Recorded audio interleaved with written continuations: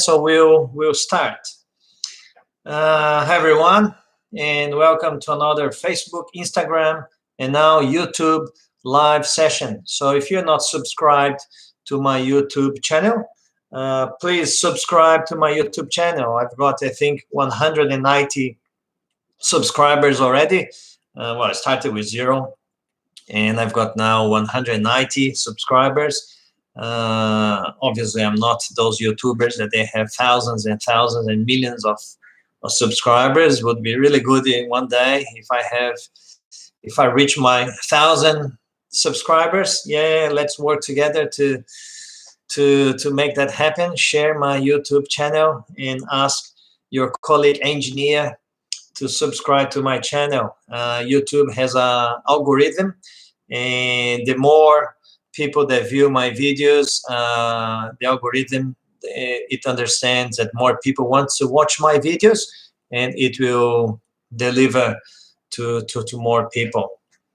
And today it's our session number 31. Wow, 31 sessions. And these are weekly sessions, so it means that, well, a year has 52 weeks, 26 is 6 months. So I've been doing this for like seven months already, every week.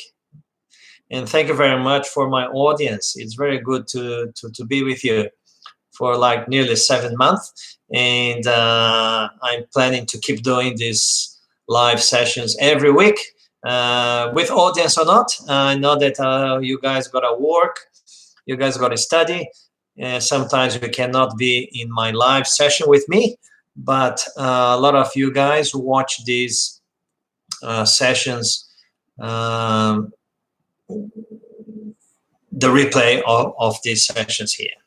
So session number 31, every Tuesday evening 7 p.m. and tonight is going to be the last Tuesday 7 p.m. from next week. It will be on Sundays at 9 p.m. Brisbane time. So thank you very much for those ones that voted in my little survey. And tonight I'll be talking about sorry. And tonight I'll be talking about some hints to how to write a good cover letter that will improve your chances to be shortlisted to an interview.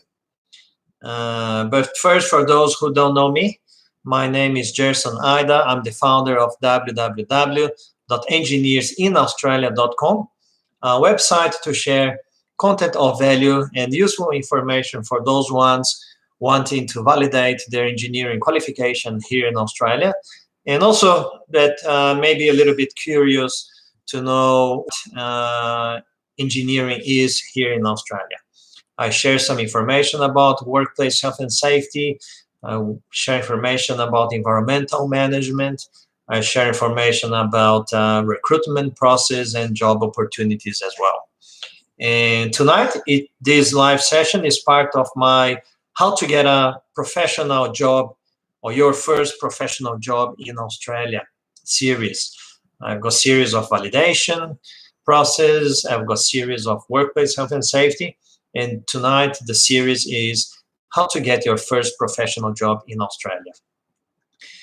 And if you stay until the end, I'll give you my free ebook that I wrote about the 10 challenges that majority of overseas engineers they face when they arrive here in Australia.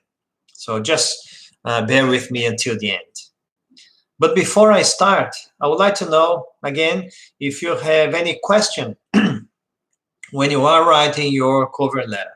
So if you send me your question, then obviously I get to know better, and I can use this information in my live session and reply to you if I know the answer, of course. So if you have a question, put in the comments. I'll be reading the comments in 5 or 10 minutes time, and then we can have a little bit of discussion about your particular question.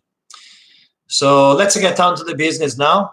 And I'm really happy to share here my experience as a recruitment panel member and recruitment panel chair as well. I've participated in dozens of recruitment panels I've recruited already several engineers and project managers, and this experience of analyzing resumes, cover letters, obviously being part of interview panels, it clicked me to kind of share my knowledge with you guys, because in a lot of situations I can see that engineers, or candidates in general, they fail in addressing some of the very important points when they are writing a cover letter. So the importance of a cover letter. Sorry, guys. So the importance of a cover letter. In most job opportunities, every time that you see either in seek.com or Smart Jobs or Indeed.com, whatever is the site that you are. Hi, Chagas, direct from the north of Brazil. Welcome back. It's been a while that I don't talk with you, Chagas. Waiting you to come here to Australia. Yeah. So very happy that you are here, Chagas. Yeah, he works in Vitae and works with solar panels, I think, if my memory is not tricking me, Chagas, but I'm pretty sure that you're from north of Brazil, electrical engineer that works with solar panels and also works with Vitae. So well done. Thanks for coming. And it explains the cover letter. Some people, they don't really put a lot of value in the cover letter. And it's a very important document. It's one of the most important documents in a recruitment process, I'd say, because a lot of the recruiters, and I can say from some recruitment agencies as well, that I participated in the recruitment panel, when we advertise a position, we usually get a lot of applications. Usually we get 30, 40, 50, 60, 70, 100 applications. And as a recruitment panel member, you've got to be really quick, obviously, look with attention as well to select and filter the number of applications that you're getting. And the cover letter is a very good document that we start looking at. We look at the cover letter. If the cover letter is addressing the competencies or selection criteria that we are after. And then if a candidate is interested, well, I'll rephrase that. When we look at the cover letter and we get some interest in a candidate because the cover letter is addressing the competencies or selection criteria, we then look at the resume. The resume is pretty much your history of employment. It tells you a little bit of your results, etc. But really, what really addresses the competencies and selection criteria of the position that you are advertising or companies are advertising is the cover letter. So the most important part of the cover letter is how to address the skills and competencies required in the job description. So that's the reason why every time that you look at the job description, you've got to try to find what are the key competencies, what are the selection criteria that it's in that job description. And you've got to make sure that you're addressing all of those selection criteria and competency standards in your cover letter.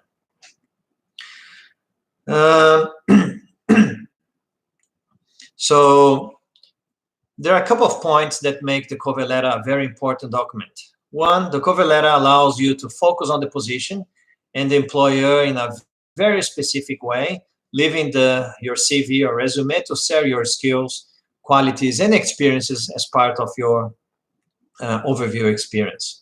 And a good cover letter should not only repeat your resume briefly. Of course, you've got a resume. You're not going to just repeat what your resume is saying, but you will be able to summarize in a, how can I say, in a narrative way, your experiences, how your experiences are addressing the key competencies and the selection criteria of that particular position. So I've selected some hints and some tips that may probably help you a little bit in terms of having a better cover letter. Because what I don't want to see you guys doing is to have a cover letter, a one-page cover letter with just one paragraph, just saying, hey, panel member, hello, panel member. I take this opportunity to apply for this job, for this position, and I'm a very passionate engineer, and I would love to have an opportunity to explore further my skills and abilities in a professional interview. Believe or not, I've seen many cover letters that they say just that. There's just one paragraph, and the candidate pretty much is hoping and asking the panel member, please, call me, please, just ask me to come to an interview. But you've got to understand that the panel members, they are looking at probably 60, 70 cover letters. And if your cover letter does not have any quality, unfortunately, your cover letter and your resume, your application, is not the one that they are going to select, even to make a phone call or to select for a professional interview. Because time is money. And if they have 70 applications, they're probably going to select about 3 or 4 applicants to a professional interview. They might ring probably 10 just to have a feel, and then select 3 or 4 for a face-to-face professional interview. So make sure that when you write a cover letter, the cover letter is well presented, and some of the hints that I'm going to give now can probably help you. Welcome, Rodrigo. Yeah, nice to see you again. So the first hint is consider the cover letter as a document more important than the curriculum vitae. So in my opinion, and I've been, and I'm the chair of many recruitment panels. I'm the chair of many recruitment panels. I'm currently recruiting now at the moment, and I'm the chair of that recruitment panel.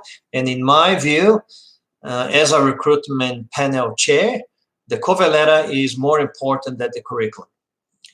Why? Because the cover letter is addressing the competencies and the selection criteria that I've put in the job advertisement. So when we advertise jobs, we put, well, our company, we put selection criteria and key competencies that we believe they are essential for the candidate to demonstrate when they are applying to the job. So first thing that I look as a panel member, a recruitment panel member, I look at the cover letter and I check if the candidate addressed all the key competencies, especially because when we recruit on a merit basis, each competency has a score or scoring, and some competencies, they may have some weighting as well. So in the end, according to the scores of each competency and the weighting, if there is one, you ended up with a total score of that particular candidate. And obviously, the candidate with the highest score will be shortlisted for an interview. And there is similar scoring system during the professional interview. So many job seekers invest a lot of time in their CV or resume, and they do not pay attention to the cover letter. And as I said before, some of the engineers, they put in their cover letter just a simple paragraph, thanking for the opportunity to apply for that position. They say that they're very enthusiastic, very skilled, and very passionate for the job, and they would love to have an opportunity for a professional interview to explore their skills and abilities further. And that's it. When I read that cover letter, unfortunately, that cover letter together with the resume goes to the X files, because it doesn't really tell me much. And usually I've got another 50 or 60 applications, and I'm pretty sure that within those applications, I will find a much better application there. So some employers and recruiters read the cover letter first, and that's, for example, my case. The cover letter is the document that will catch the attention, usually from the panel member or the recruiter, and then it will draw the attention to the CV or resume. Some recruiters and some panel members will not even consider the resume if they're not satisfied with the cover letter. So if the cover letter is not addressing competencies, they might not even look at your resume. So this document is very, very important, and you should pay a lot of attention and put a lot of effort to make sure that you have a very good cover letter. Another hint is to customize your cover letter. I believe I asked before, I think it was, Eduardo. Eduardo, I asked a question. Now that I've got more people watching, I would like to ask a question. Do you have a standard cover letter?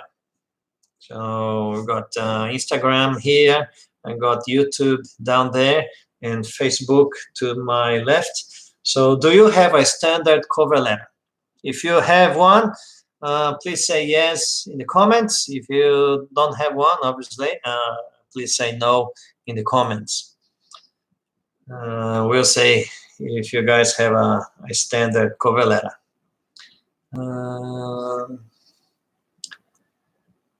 Yeah, interested to know if you guys have a standard cover letter.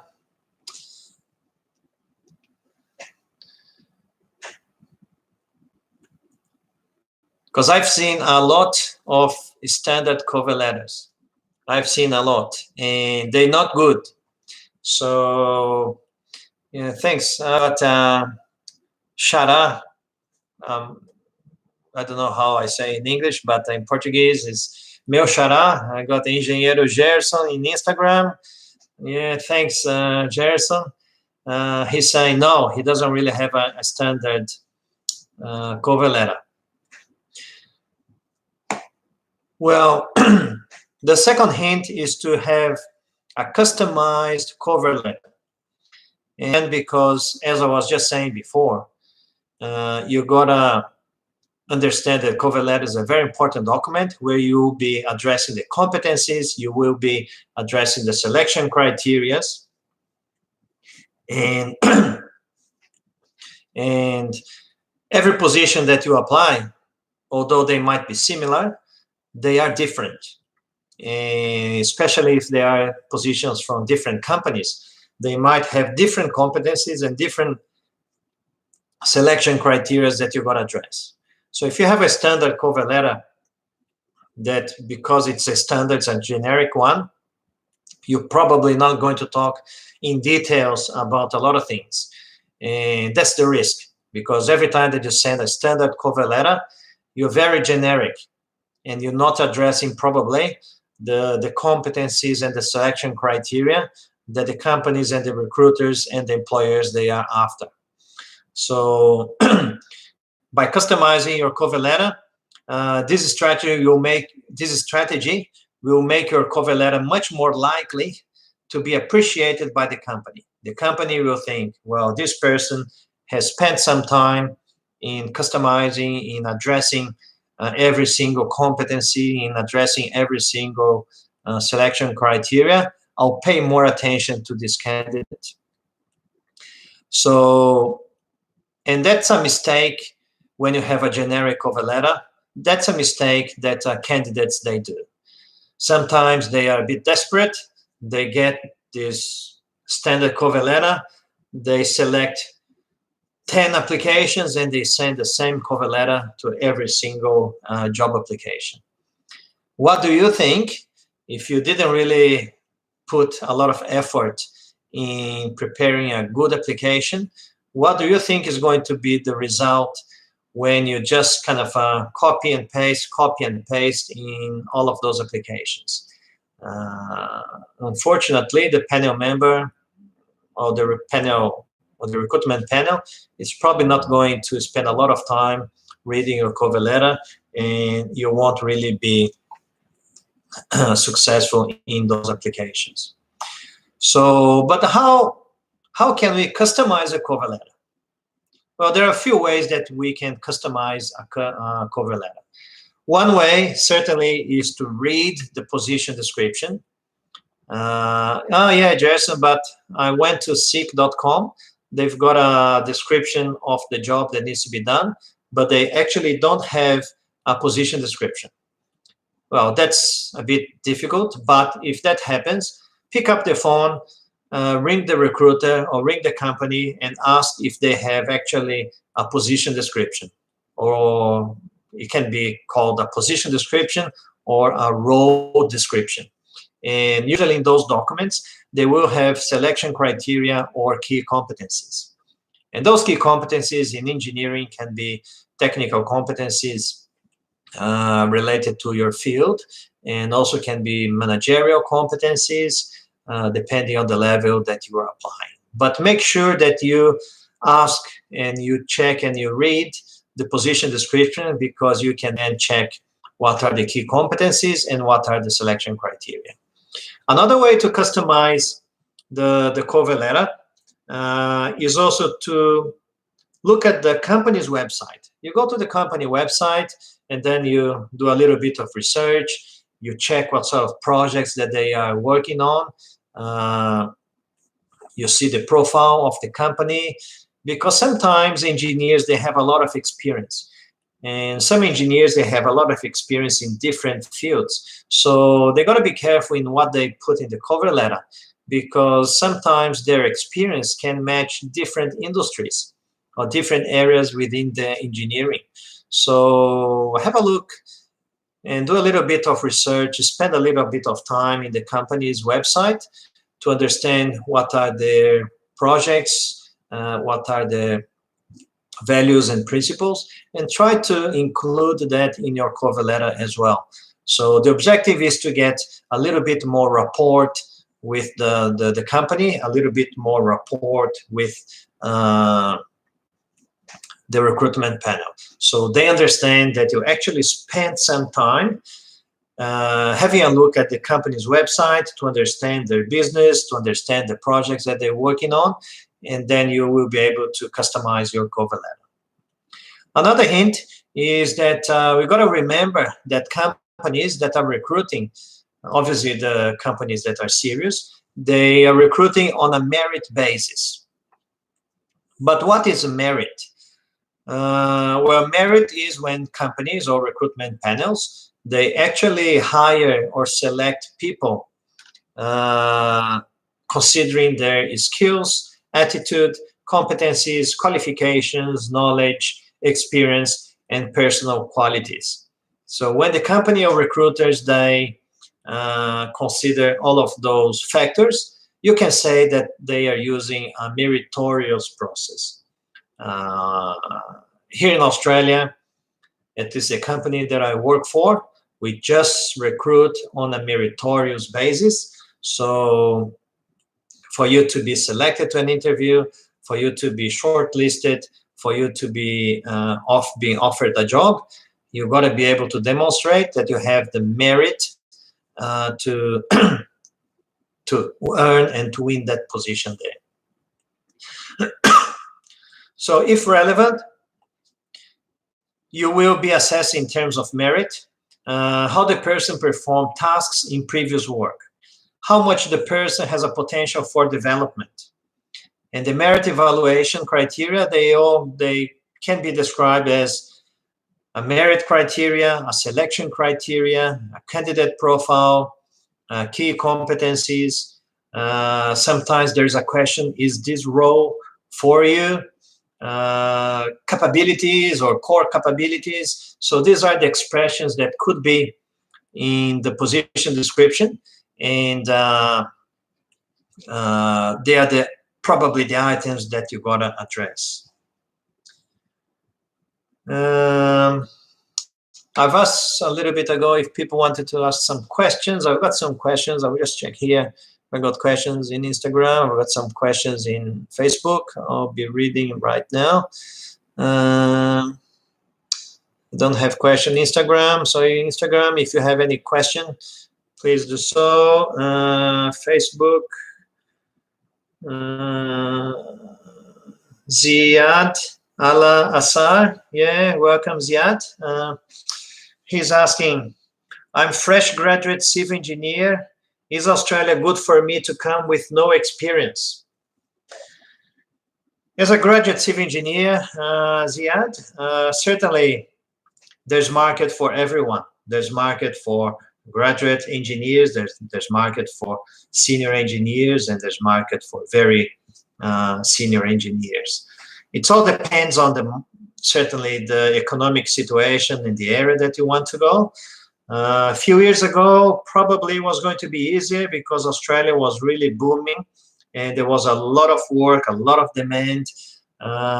Even graduate engineers that were coming to Australia. Unfortunately now, because the economic situation is not really flash, companies, and as I said before, when you advertise for a position, you always get 50, 60, 70 applicants, and majority of them domestic, which they are already here in Australia. They have already a permanent visa or work visa. And it costs a lot of money for the companies to recruit people. Recruitment process can cost anything between $15,000 to $25,000, and that's just to recruit. And then if you are bringing somebody from overseas, if you bring in somebody from another state, etc., there's relocation costs, visa applications, etc., etc., and it can cost another $10,000, $15,000, $20,000, $30,000. So for a company to invest $50,000, $60,000 to bring somebody from overseas, for example, that company needs to be really sure that that particular professional is going to bring a lot of value and is going to bring a lot of revenue to the company. But nevertheless, there's always opportunity. So I encourage you guys to apply and subscribe to those recruitment agencies and get some notifications when a position comes up. Ana Paula is asking, how can I get a job as an engineer or in engineering as a student visa?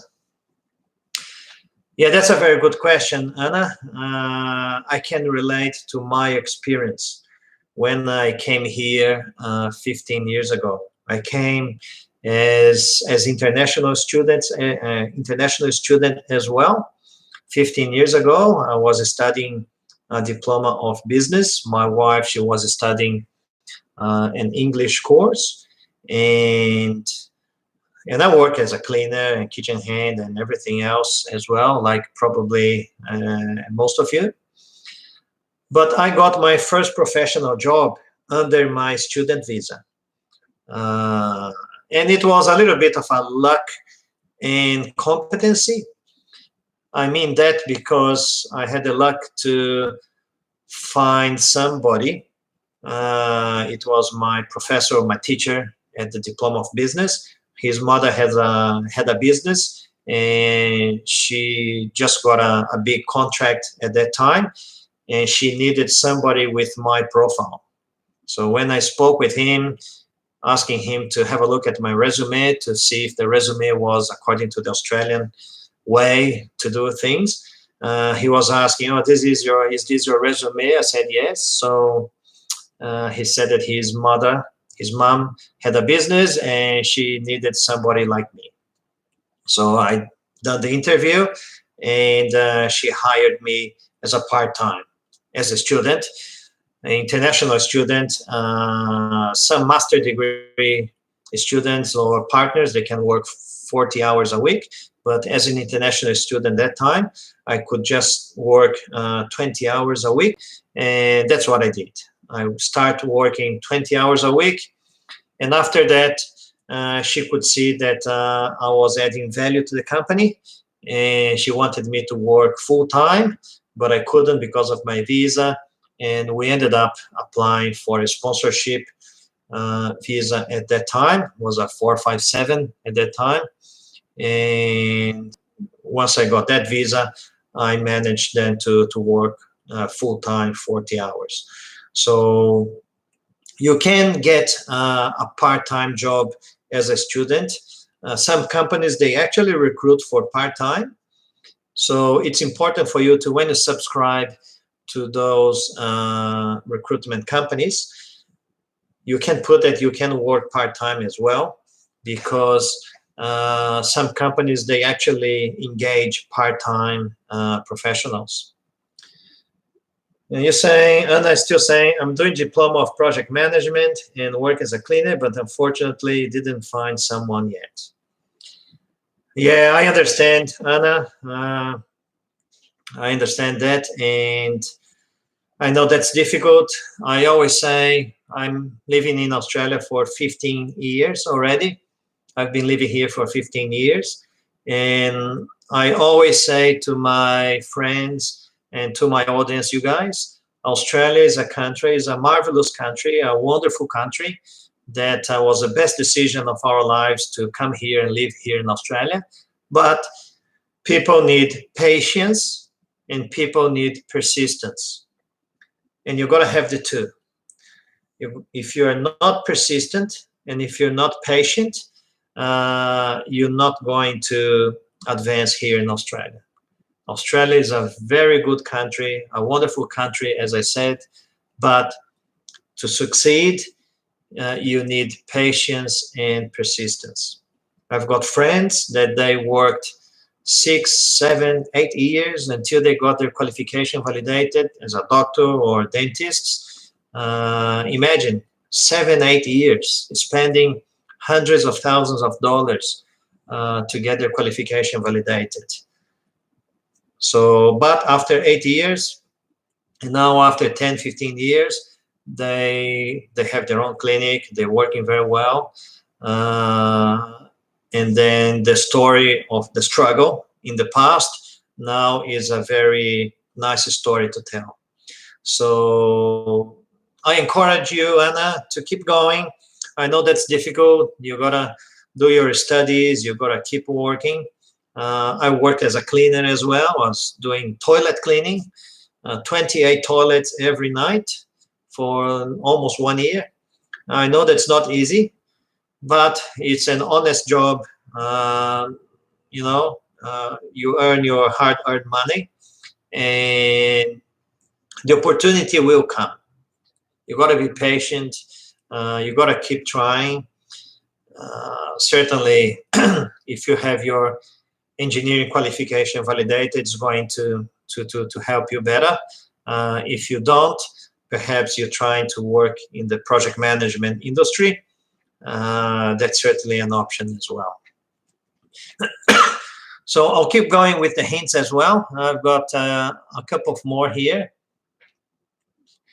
So another hint is to be very clear when you're addressing the competencies or selection criteria and utilize real examples. That's very important. You've got to utilize real examples when you've achieved positive results. A lot of the cover letters that I see pretty much theory. I see people writing there, oh yeah, if I have to do this, I would do like this, and that. That's wrong. When we're asking for competencies, we're asking for proof that you've done it, that you've achieved a result. So it's important that when you're addressing the selection criteria or key competencies, you've got to actually use real examples. People want to see what you really did. Yeah, but like Ziad, I think in Facebook, he was saying there, he's a fresh graduate civil engineer. So as a fresh graduate engineer, obviously graduate engineers, they don't have experience. So what do you do? Well, if you're a graduate engineer, you're probably applying for a graduate engineer position. And whoever is recruiting for a graduate engineer position is not going to ask or request a lot of experience. So your cover letter needs to have other attributes that an engineer will have. or needs to have to do a very good graduate engineer job. Willingness to learn, willingness to be innovative, willingness to demonstrate results, and you have results. You have results from your university. You probably, as part of university, you did some internship, and as intern, you probably did some tasks to your supervisor when you were an intern, and you can use those results as part of your application, as part of your cover letter. So still under the competencies, most job vacancies for engineers or project managers, they contain key competencies or selection criteria as a merit evaluation, as we just explored in the hint before. So that's very important that in your cover letter, when you are very specific and you write addressing each selection criteria, each competency. Many candidates, they mix everything in just a big body of text, which then makes the panel members a bit confused. So my hint, my suggestion for you is when you're writing your cover letter, if there are 5 competencies, use the title or the headings of each competency. Let's say civil construction knowledge or experience in civil construction. If that is a selection criteria, put that as a heading and then write why you believe you can address, why you believe you're competent in that selection criteria. And then you have another heading, let's say technical bridge design. So if you have designed bridges, for example, use that heading, technical bridge design, and then give your example, give your results. You will have probably some soft skills, oral and written communication. Put that heading again and give your examples, give the results that you've achieved. And as a last hint for tonight, it's already 47 minutes, sorry guys, a bit long tonight. Close out your cover letter with a golden finish. What is that, Jerson? Golden finish, what is that? Well, it's how you make the conclusion of your cover letter. So make your cover letter, complete your cover letter with a sentence that demonstrates how your experience or skills will help you to get the job done. So put yourself in the shoes of the recruitment panel member. Put yourself in the shoes of the person who's going to be your boss. And make the conclusion of your cover letter with a statement using your skills and abilities. How those skills and abilities will contribute to ease the pain and the challenges of the position. Remember, guys, when companies are hiring somebody, they're hiring somebody because in that particular area, they have a pain. And pretty much for them to hire you, you are going to be the medicine or the treatment for that pain. You're going to alleviate, you're going to get that pain gone. So put some sort of a statement. What else? So make sure that in the last paragraph, you explore your skills, your knowledge, your professionalism, your teamwork, a summary of a very good result of a project that you applied your skills and abilities, and that you can be certainly a very valued asset to the company and to that position there. So that's pretty much it for tonight, guys. I've got certainly more hints that I could share with you, but it's been already 50 minutes, and I said it was going to be 15, 20 minutes, but because there were some questions and there's some interest in this topic, and I'm pretty sure that you are all interested to get your first professional job here in Australia, and I'll do whatever I can to help you guys, at least with the paperwork. I'm planning to do, I don't know if it's going to be in the next live session. And remember, next live session is going to be now Sundays. Sundays, 9 p.m. Brisbane time. I've changing the time of the live sessions because my audience, you guys, saying that Sundays, 9 p.m. is probably a better time. I'm probably going to talk next live session about some hints for a professional interview. So let's say that you've prepared your resume, you've prepared your cover letter, and the recruitment panel, they gave you a ring, and now they're booking for an interview. And that's a totally different thing. You gotta know how to behave in an interview, in a professional interview. And yeah, let's decide that. Do you think, is that a good topic that we can discuss next live session? Some hints about how to behave in a professional interview. What do you think? You think it's a good topic? Do you have a different topic that you would like to discuss? If you think it's a good topic, I can talk a little bit about professional interviews in our next catch up. Yes, yeah, thanks, Anna. And again, I've got Instagram here, YouTube, and Facebook. If you are not subscribed to my YouTube channel, please do so. Search Gerson Ida and subscribe to my YouTube channel.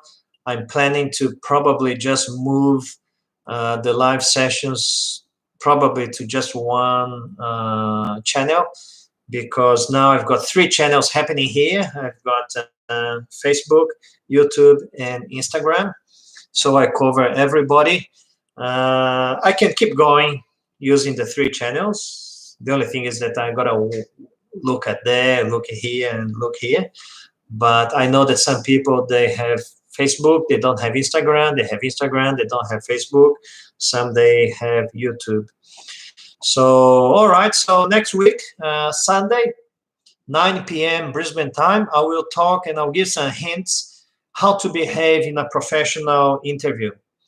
And thank you very much for those that responded to my question about the days and times of these live sessions. And as promised, I will now give the free ebook, the 10 challenges that most overseas engineers they face when they arrive in Australia. I'm going to put the link in there. Just some of you probably already read my ebook. If you haven't, when you put your name and email address, etc., you will be sent an email with a confirmation button. You just need to click on that button to confirm your email address. Why is that, Gerson? It's because some people were putting the wrong email address and they were never getting the ebook. And they were ringing me, Gerson, I didn't get my ebook. And when I was checking my database, it's because the email address was wrong. So I'll type in now the ebook address. So bit.ly. Sorry. Where's that? Here.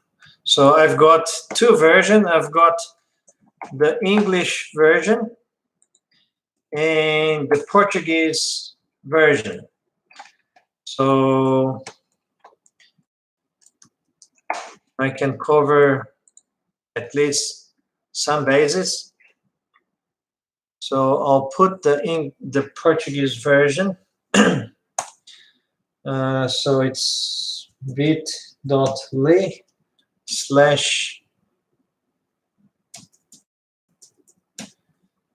bit.ly/ ebook 10 challenges, and bit.ly/ ebook 10 desafios. That's in Instagram and YouTube, and I will put in here in Facebook, bit.ly/.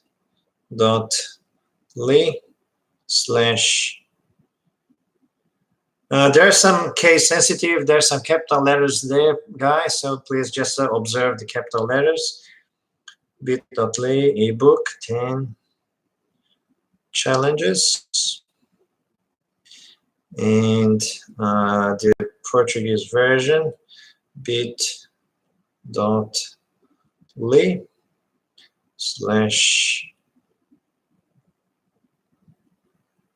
ebook 10 desafios. All right, that's done in Facebook as well. I've got somebody asking me in Instagram, Alim, I want to MS from Germany. Please tell me. Sorry, Alim, I quite don't understand MS.